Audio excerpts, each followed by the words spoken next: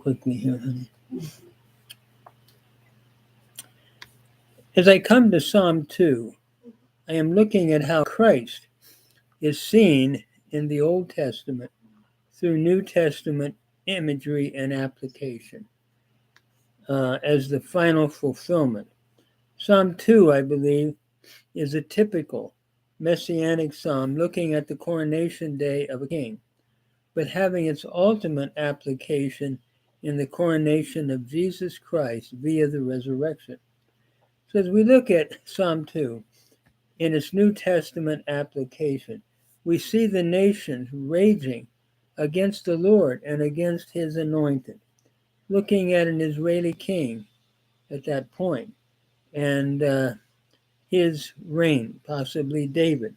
But as we come to the New Testament in Acts chapter 4, the early church applied this text to Jesus Christ, in that we are told that Herod and Pontius Pilate and the nations were gathered together to do what God's hand and will already had predetermined to happen. This very text is then quoted there. Why do the nations rage and the peoples meditate a vain thing? The kings of the earth station themselves, and the rulers take counsel together against the Lord and against his Christ. In Acts 4:25-26. We are told that they were gathered together in that city against your holy child Jesus, whom you anointed, Herod and Pontius Pilate with the Gentiles and people of Israel, to do whatsoever your hand and your will have determined to occur. In Acts 4:27-28. So the first movement of Psalm 2, 1-3 in New Testament application views the cross. Secondly, we now have the second movement of the psalm where we talk about you are my son, this day have I begotten you. The second movement then points in the New Testament to the resurrection of Jesus Christ.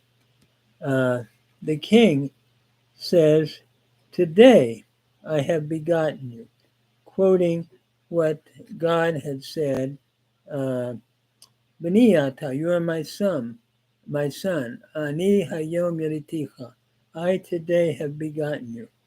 In the ancient world, when a king was being coronated, it was the day he was begotten, so to speak, as the son of the God that he was representing. We find this, for example, in Ugaritic literature. Ugaritic is the language of Canaan that was used to describe the worship of Baal and Asherah, or Baal and Asherah.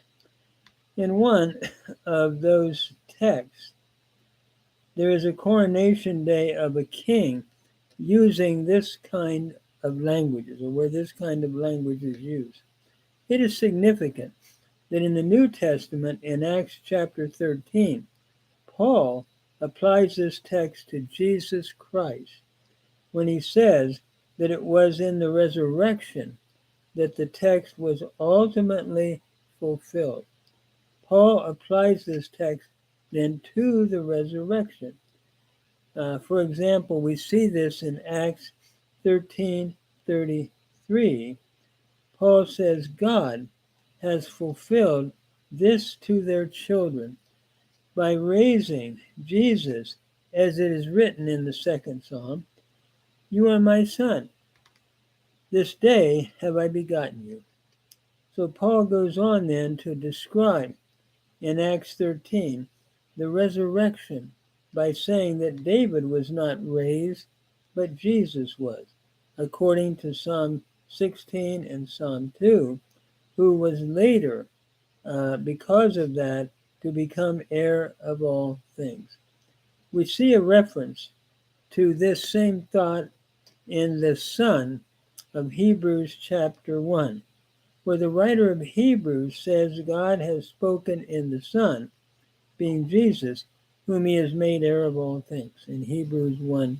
And then finally, the final movement of the psalm is looking at the final judge of Christ, where it says, "You will shepherd them with an iron scepter."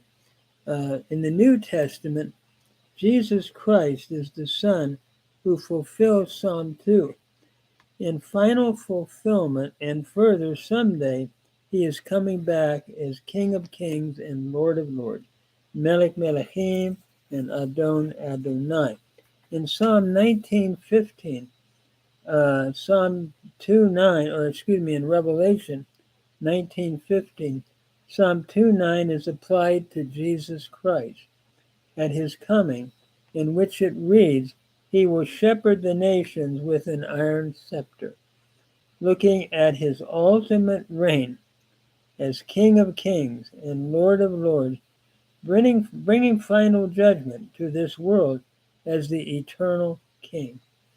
In Psalm 2, then, we see a wonderful fulfillment, a type pointing to the cross of Christ, to the resurrection, and then we see Jesus finally as heir of all things. And the good news is, through our faith in him, we are also joint heirs with him, according to Romans chapter 8, verse 17.